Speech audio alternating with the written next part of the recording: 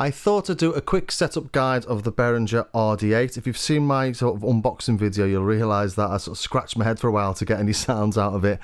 The manual's out now, so it's easier for most people to do. But a couple of people asked in comments on my unboxing video and on my comparison video, what's the workflow like? What's it like to program? Is it easy to use? So I just thought I'd run through the basics. I'm not going to go into the sort of details of all the various settings and the like. When you buy it, it's got nothing in it whatsoever. It's got no songs, no patterns. We're quite used to having patterns and presets pre-installed these days. And this comes with absolutely nothing, which is why I couldn't get a sound when I was just trying to press play. So you have song 1 to 16, pattern 1 to 16 within each song. So song 1, pattern 1 is different to song 2, pattern 1. If that makes any sense. So you've got 16 songs, each with 16 patterns. So we start off on song 1, pattern 1, and I've pre-programmed something. But what you're likely to come across is song 1, pattern 1, nothing, and there's no lights flashing. So is it making any sound? So to check everything's working in the first instance, turn the master up, the levels up, and put a sort of standard mono cable into the main output. And that's your mix output. It's mono, but it doesn't have to be stereo because obviously you've got all your individual outs at the back. So how do we get a sound out of it? We select the drum and we press trigger.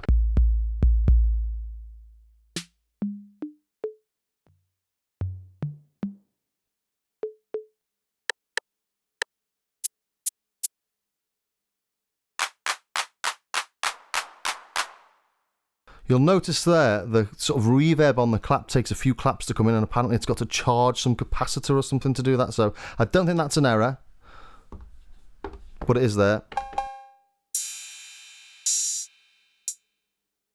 So there we go, we've got sounds.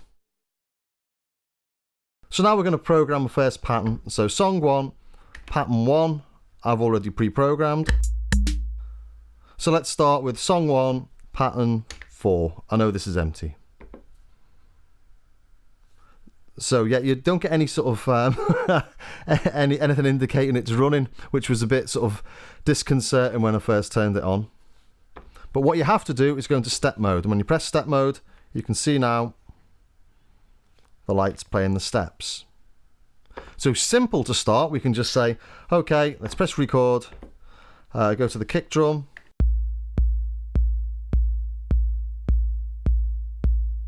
It's that simple. Snare drum.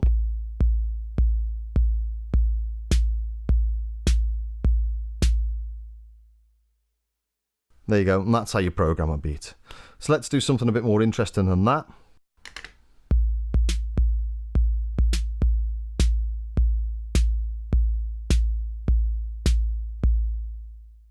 And what did I do wrong there? Didn't press record.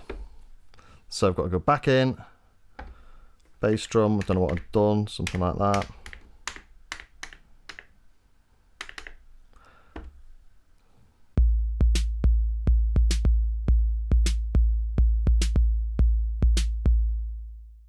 If record's not lit, it's not going to record anything. I know that sounds obvious, but you've got to make sure that even though you're in step edit mode, that record's on. And another way of recording is to pick your instrument and then use the trigger to play live.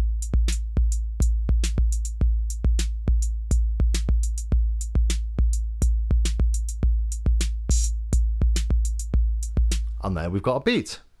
Let's maybe add some congas.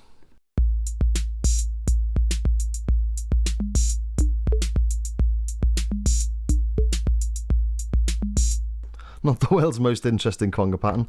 Let's maybe change that up a little bit.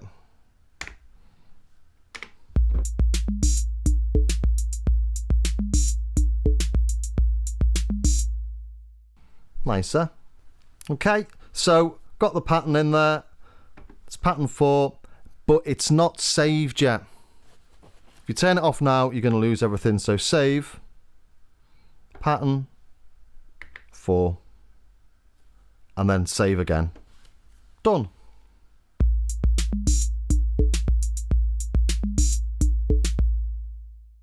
You can also have patterns of different length. So maybe let's do pattern 5. Let's go into step edit mode. Let's change the length to, well, it's on 32, 48, 64. So if you wanted at 30, you'd take 2 off. If you wanted it at, so 16, 17, 18, 19, 20, for example, that's the last beat. So they're off. But normally we're 16 or 32 or 48, aren't we? So we'll keep it on 32. We'll put auto scroll on so it goes from the first 16 to the second 16. First 16, second 16. Okay, so let's stick in some kicks. Now I've moved across to the next one.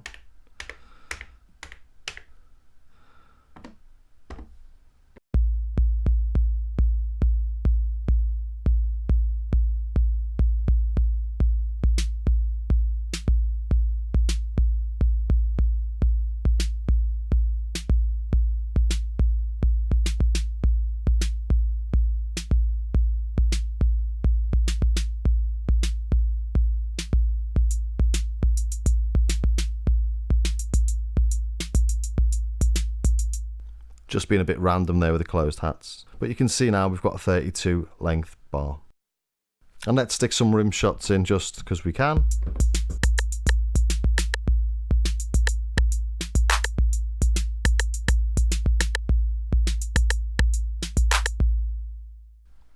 And save. Pattern 5, save. And we've got it forever now. And then we've got accent, and you probably know what accent is, but let's stick an accent on the first beat of the bar.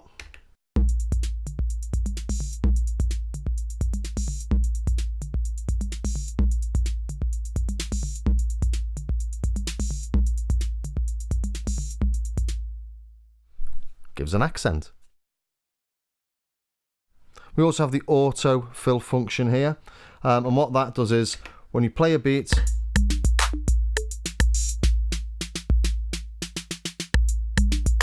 it automatically goes back to the beat you were playing once it's finished that. It doesn't loop that. So a normal pattern just loops and loops, obviously.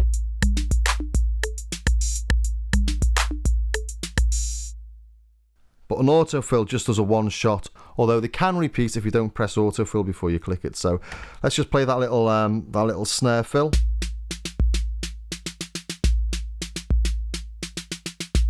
So you can hear it's repeating there, but if I was playing this beat,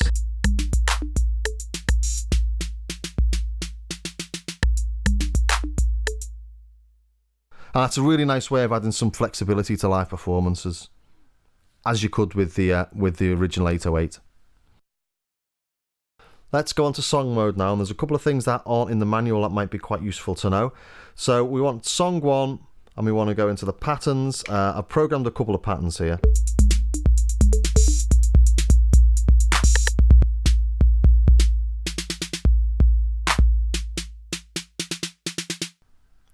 Okay.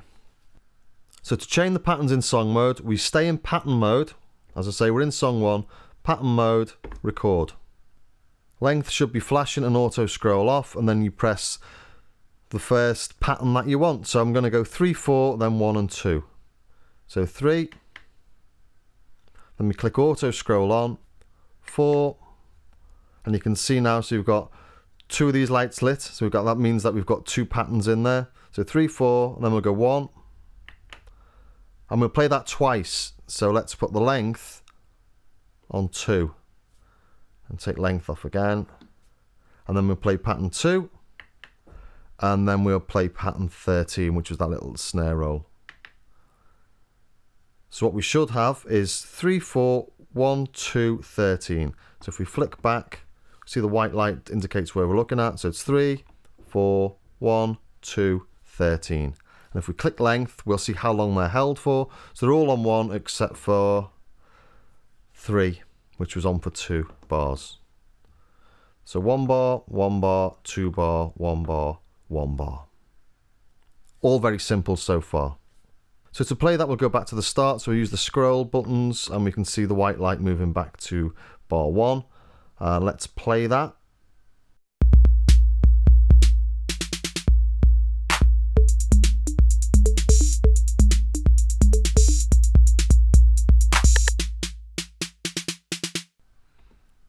Great. Now you can erase these if you make a mistake. Let's erase the last one and the one before that. And let's erase them all.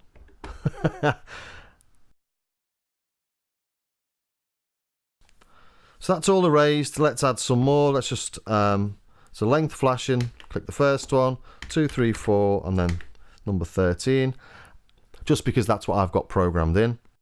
And if we click length again now, and we look back at the lengths of them, bar 3 or pattern 3 is playing twice still, so it doesn't erase. When you erase the step, it doesn't erase the pattern length as well. So let's just change that to 1 now. So these should play once each. Let's go back to the start by clicking the scroll button.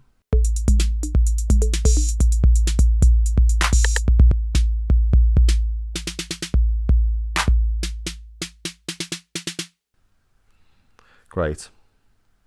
Okay, so that's programmed in. Let's save that. Save the song. Song 1, save. Again, if you don't save it, you've lost it. Go into song and then let's play.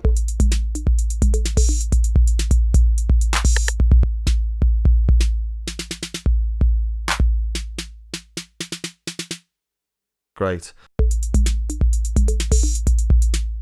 But if auto scroll's not on, it won't play from the start. It plays from where you stopped it.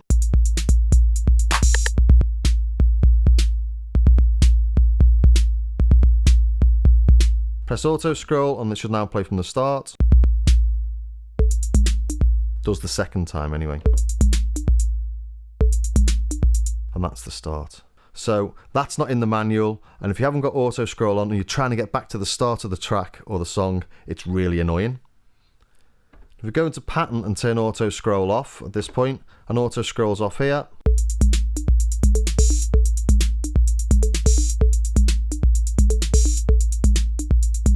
it's not scrolling even though you're in song mode. Let's put auto scroll back on in song mode.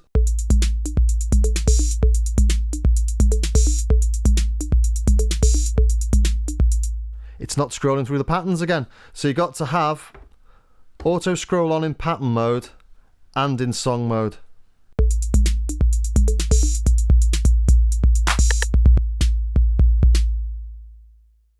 Not in the manual, but easy once you realise that's how it works. Let's take a look at a couple of the functions then. We've got step repeat and note repeat.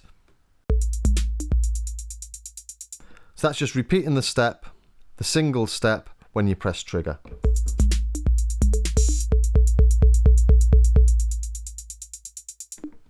And 4 plays 4 steps.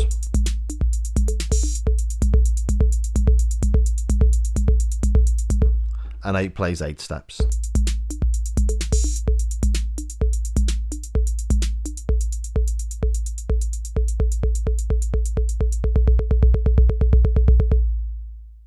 A nice little touch for playing live, and then we have note repeat, and that basically does the same sort of thing but just plays whichever of the drums is selected here. So let's try that.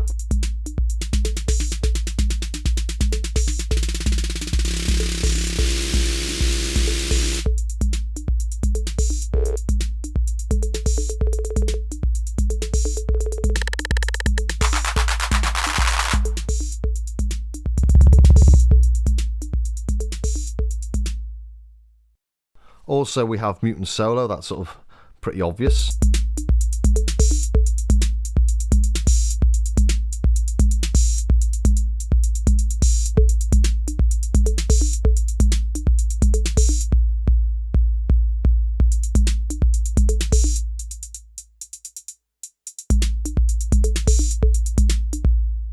So using the autofills, solos and mutes, trigger repeats, you can really, there's a lot to play around with here. And that's before we've got into the filter and the wave designer. So what are the filter and the wave designer? The wave designer adjusts the attack and sustain, so it's a bit like a transient shaper sort of thing. And the filters, low pass, I think it's 12 dB or high pass resonant filters. So you select what's going to go through the wave designer.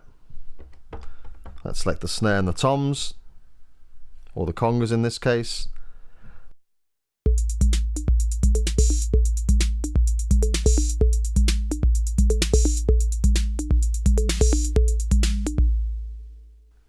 So I've increased the sustain of them there. Let's turn the others down. So let's mute So let's mute the others.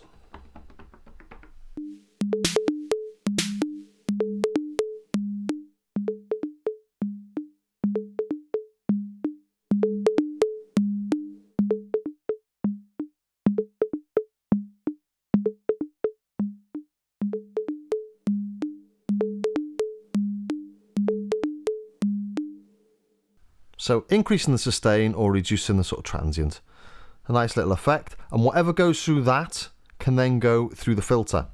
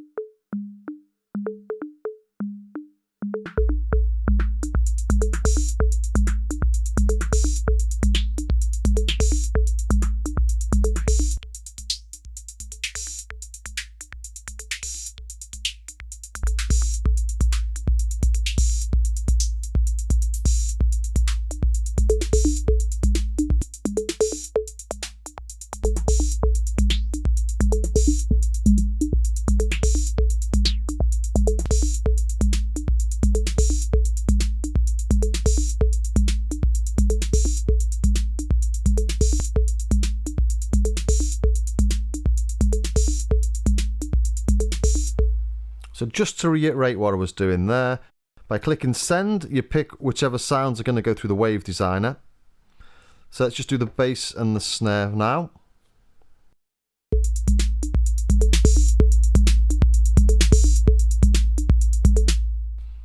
Everything else is just normal. And then only the things that you've got selected here can then go through the filter.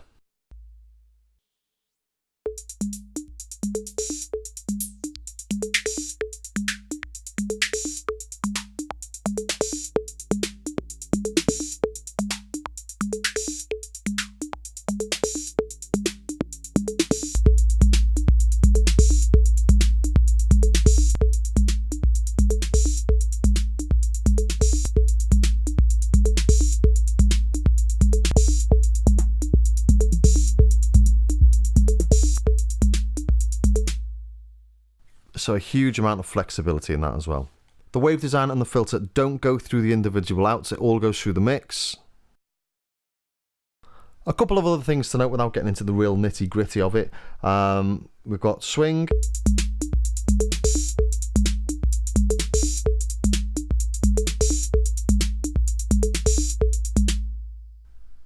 You don't have drag. Just swing, so it doesn't go below 50. And we've got probability and flam. So what's probability? Probability is on 100 at the minute, but if we turn it down, it decreases the probability of a note being played. So we've got like 50%. Let's go down to 50%. So it's the probability of one of the notes you've got programmed in the pattern playing is 50%. By default, this affects every step of every instrument, which I think is a bit back to front, because I think you want to put probability on a particular instrument on a particular step, don't you? But if we go into settings and probability, you can see here, these are all the steps. So we can take probability off the kick drum and off the snare. And now the kick drum and the snare will play as they should, and there'll be 50% chance of the others playing. So you can see how it works. But to me, that's a bit of an odd way of doing it. I think, you know, it'd be maybe one of the hi-hats or one of the snares, one of the congas that you'd want to put the probability on, rather than it blanket covers them all by default. And it's the same with the flam. Let's put the probability back up to 100. So with flam, I think you might want to do that on a snare here now, on one of the toms, a bit like on the 909. But if you put flam on, it does it for all sounds. Why would anyone want to do that? So go to settings, flam, and you can see here the snare drum, it's on every step, it's on the kick on every step. So let's take it off the kick on every step. And don't forget, if you've got 64 steps, you've got to go through all of them. So let's just take it off the snare as well. And play again.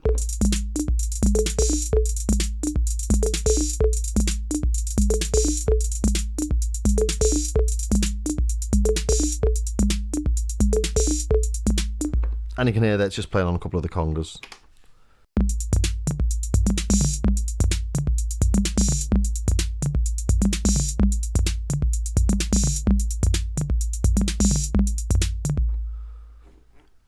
But again, a bit of a weird way of doing it. I'd have thought you'd go in and you'd put the Flam on the step you wanted, on the instrument you wanted, rather than blanket them all by default. So I'll just go through some of the sounds again. I know everyone's interested in, does this sound like a TR-808? Probably depends very much on which TR-808 you've got or you've been listening to. I'm sure this sounds very similar to Behringer's 808, which they've got in Manchester, I think, which is only down the road from Liverpool. So Behringer, if you want to pass me over your 808 to do a little comparison with, I'd be more than happy to do that. That'd be really good fun, actually.